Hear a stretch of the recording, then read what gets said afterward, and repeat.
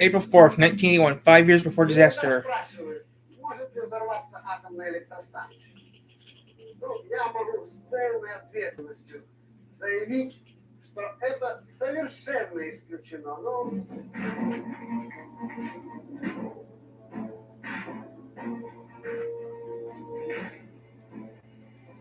Located around 100 kilometers north of Kyiv, Chernobyl was a town in the Soviet Republic of Ukraine, a member of the USSR. The name Chernobyl has come to mean something to people. But at the time, frankly, no one even knew where it was. With a population of 50 million residents during the 1970s, Ukraine's energy requirements were growing. To meet these new requirements, the Soviet authorities began the construction of a nuclear power plant 18 kilometers outside the town of Chernobyl.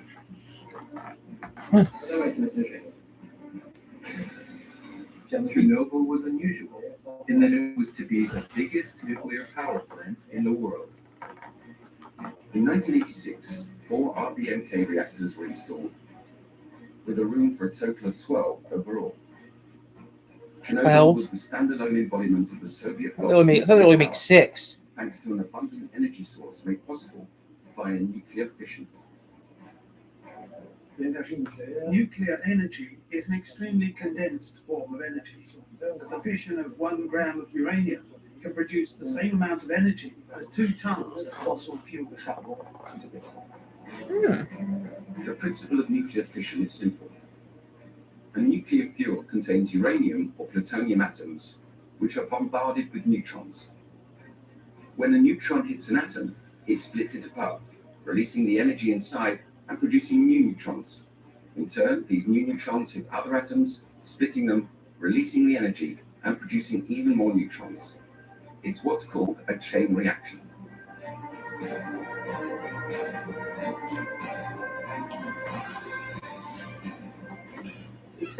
And that releases a huge amount of energy, which is used to heat water.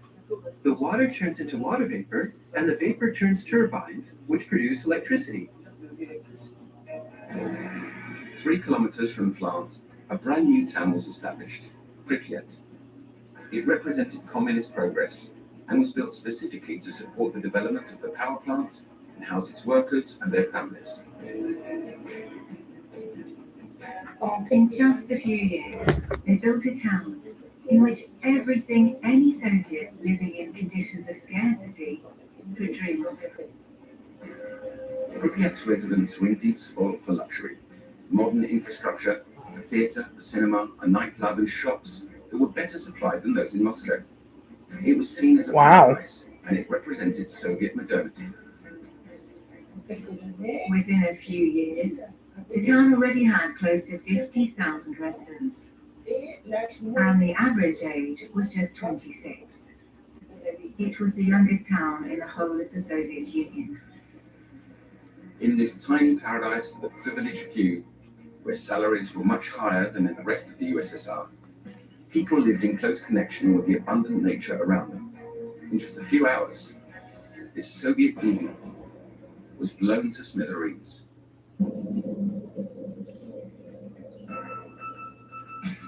On Friday, April 25th, 1986, the residents of Pripyat were going about smithereens. April 25th, 1986,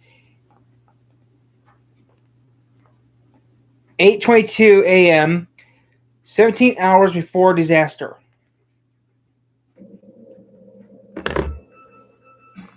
On Friday, April 25th, 1986, the residents of Pripyat were going about their normal routine, enjoying the unusually summery temperatures. They were light years from imagining that that night would bring an end to their happiness. On that day, What a banana, my ass. The 4th reactor was due to undergo some tests. What's paradoxical is that it was a safety test. The big difficulty with nuclear power plants is that you have to constantly cool them, even when they're not working. And to cool them, you need the cooling pumps to work, and for that, you need electricity. So the question is, what happens to a reactor if there's a power outage? In the event of a breakdown, there are emergency generators which take over, with an activation delay of anything from a few seconds to a whole minute. During that minute, if the reactor isn't being cooled, there's a chance of nuclear fusion within its core, which would lead to a serious accident. This was exactly what the plant's engineers wanted to check, that there would be enough power in the turbines to run the water pumps which cooled the reactor. To carry out the test, they needed to reduce the reactor's power from 3,000 to 700 megawatts without ever going underneath this critical threshold. On the morning of the 25th, operators began the procedure for reducing the power, and by around midday, the power was around 50% lower than the reactor's nominal levels. That is to say, around 1,500 to 1,600 megawatts further. But while the test 13 hours before disaster. a plant in the south of Ukraine broke down. At midday, the controllers in Kyiv ordered that the test be postponed to ensure the country's electricity supply. The reactor therefore needed to be maintained at half power for 12 long hours. It was too long for what was taking place in the reactor. Maintaining the reactor at half power led to an accumulation of xenon, Ooh. gas which absorbs neutrons and disrupts nuclear reactions. The reactor began to lose energy and tried to compensate for that loss by increasing its power. But nobody, neither the operators in Chernobyl nor the controllers in Kyiv, realized the reactor was unstable and that it was becoming more and more dangerous. Midnight. The engineers in Chernobyl 1 hour got 23 authorization before from Kyiv disaster. to continue the test, and they resumed the procedure.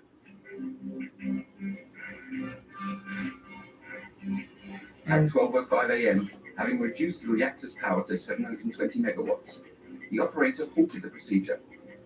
But the reactor didn't respond as expected. Under the incredulous gaze of the technicians, the power continued to drop despite the fact that the operation had been halted. Unable to understand why, their anxiety mounted. At 12:28 a.m., the power dropped to 500 megawatts and continued to drop at a phenomenal rate.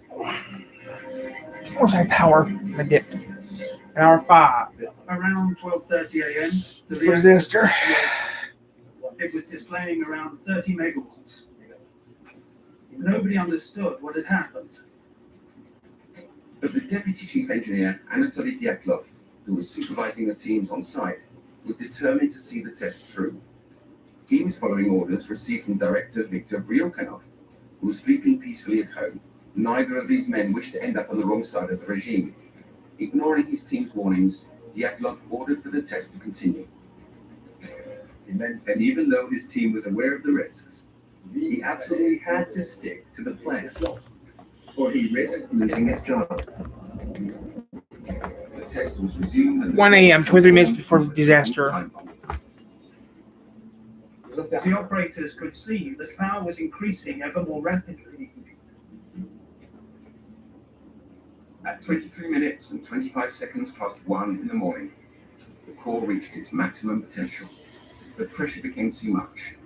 15 seconds later, in a final act of panic, the foreman pressed the emergency stop button, but the damage had already been done. Stopping a reactor means inserting bars to absorb the neutrons. Unfortunately, it was too late for that. This was because the RBMK reactors used at the plant had a design fault. A section of the emergency stop bars, which was supposed to stop nuclear fission, was made of graphite. But graphite is a fission accelerator rather than decelerator, a fact that nobody at the time was aware of. What's more, full insertion of the bars into the reactor took a total of 20 seconds, which was much too long a delay. When the bars were first inserted into the core, their effect was to accelerate the reaction before they could stop it. And since it took too long for them to be fully inserted, their insertion could not stop the accident. In the space of a few seconds, the power of the reactor increased to over 33,000 megawatts, more than 100 times its normal levels. The graphite blocks caught fire, More than 100 tons of radioactive fuel entered into a state of nuclear fusion. The explosion was imminent.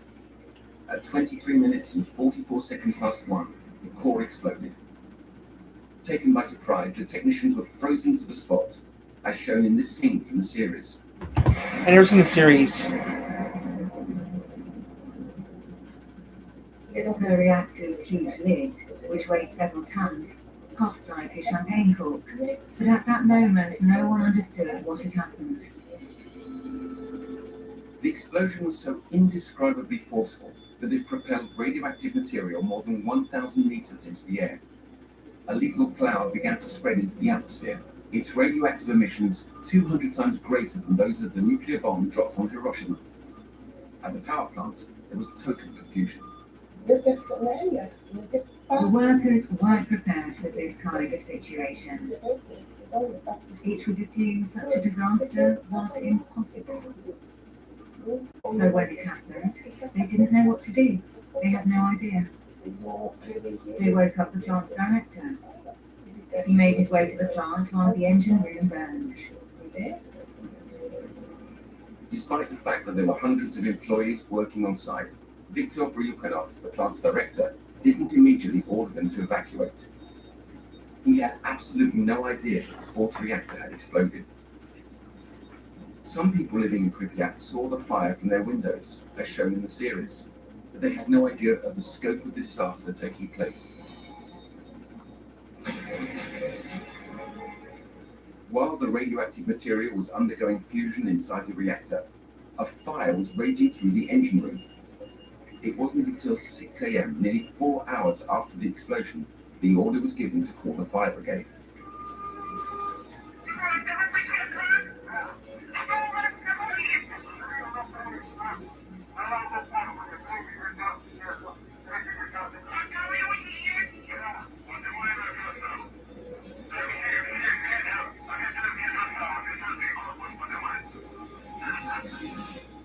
Firefighters' mission was the equivalent of No. They were told there was a fire, but not given any more information about the context. I've never seen this before, so I'm ready to a new documentary. It was just made a few weeks In ago. fact, no one at the plant did. They began to flood the plant with water. Without knowing it, the firefighters were escalating the disaster by creating a thick toxic vapor. They were inhaling highly radioactive substances, and was also entering their bodies through the pores of their skin, massively contaminating them from the inside. That sucked for you, Bruno, since your last name's Chernobyl. In Moscow, 6 hours after the explosion, Soviet leader Mikhail Gorbachev was informed of the accident. Realizing that the scale of the catastrophe was being deliberately played down, he asked the KGB to report back to him on the situation and set up a government commission. An investigative commission was a classic move, and it was a way of hushing up the news, but the commission did also do its job. Of course, KGB agents were also involved. I don't know. Can I even watch the race? I don't know. The Soviet think is that this was a case of sabotage. Back at Chernobyl, the firefighters had finally managed to calm the fire in the engine room. I have no antenna hooked up, so I can't watch the next part. I don't have an antenna hooked up yet. Inside the reactor's core, the graphite was still burning, releasing radioactive particles. Many of the firefighters had started vomiting. Their skin had taken on a strange color, the first signs of acute radiation. Might be doing something else today. Who knows? The firefighters were taken to hospital in Moscow, and they were given milk. Nobody knew how to treat them. On April 26th, more than 8 hours after disaster had struck, the inhabitants of Pripyat, situated 3 kilometers from the plant, had still not been informed of the accident. I don't know what I'm doing, guys. I might do something else In the town today. of Pripyat, radiation levels on the streets were, let's say, 100,000 higher than normal. Wow. Unaware of the invisible threat. Oh, kids playing around with a dog. Families were out making the most of the balmy temperatures. As you can see from this scene in the series, no one was any the wiser as the first signs of contamination began to show. Only the wives of the firefighters knew something had happened. Their husbands had not come home. Rumors slowly began to circulate. It wasn't just the town of Pripyat that had been impacted by the disaster. Dozens of radioactive substances had already Raised on started Tet to 6. disperse on the wind and had made their way to countries across the border. such I don't as know. Belarus. There were rare gases like xenon, which are particularly mobile. There were also substances like radioactive iodine and cesium, which is a metal.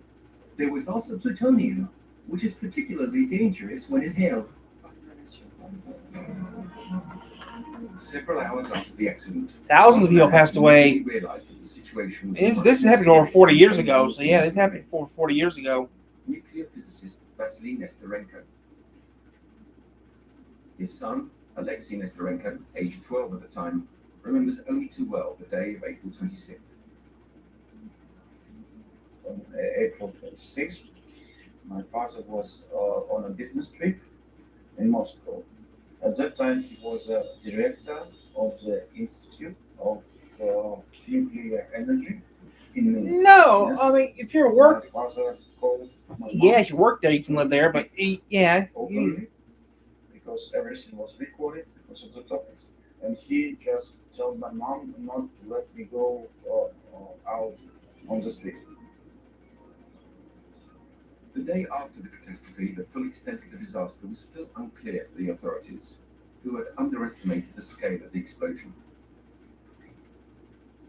The commission therefore decided to fly a helicopter over the plant to evaluate the damage.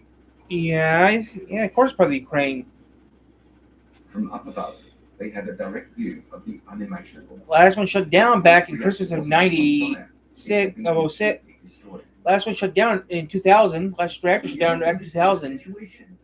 December 2000, last reactor shut down permanently. Reactive substances present in the air with an astronomical I don't know, I didn't watch it this morning. and a graphite fire that was still burning.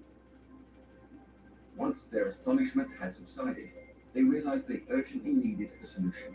How could they turn off the reactor? The only way was to intervene by air, because it was almost impossible to get close to this radioactive furnace. A never-ending stream of helicopters set off to wage war against the atom. Hundreds of pilots flew over, one after the other, dropping tons of sand and lead on top of the reactor. And to boric check its acid. burning core.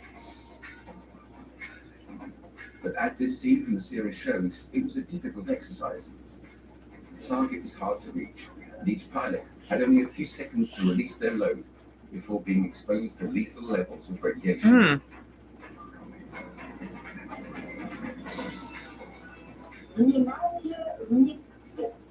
Рекомендуется собой сдать документы, крайне необходимые вещи, а также A few hours after the accident, radioactive contamination levels had already reached unheard of levels at the plant and in the surrounding I never area. seen this before, so this is the first I've seen this video Attempting to before. inform the population of the immediate danger, 36 hours after the explosion of reactor number 4, the authorities announced Pripyat's evacuation. At 2 p.m., 50,000 inhabitants were ordered to leave the town. Armored vehicles from the Soviet army and 1,225 cars were mobilized. The convoy was 20 kilometers long. The Wow. authorities, who continued to deny the gravity of the disaster, promised the evacuees that they would soon be able to return home. Not sure yet. Convinced Pripyat's decontamination process would take just a few days. The town's residents would never see their homes again. To admit there was a fault at Chernobyl wasn't just to admit human error. It would also be to admit a design fault that would cast doubt over the famous RBMK reactors built by the Russians and exported by the USSR all over the world. And that's what the No, I can't do that.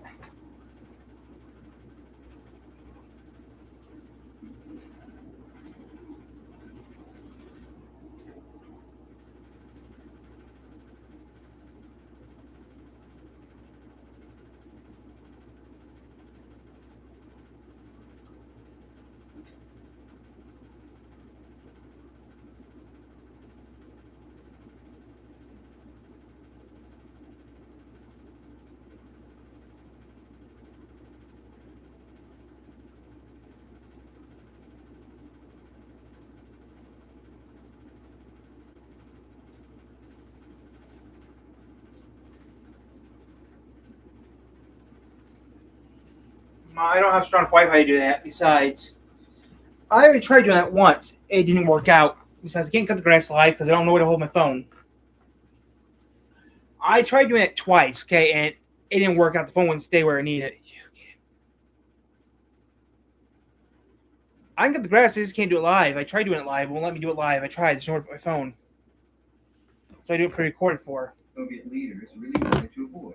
And so Gorbachev was faced with a I'm dilemma. going alone later on this week. Right now, it's raining right now, so I can't do it. Authorities still hadn't announced the accident to I the do it tomorrow. USSR, nor to the rest of the world.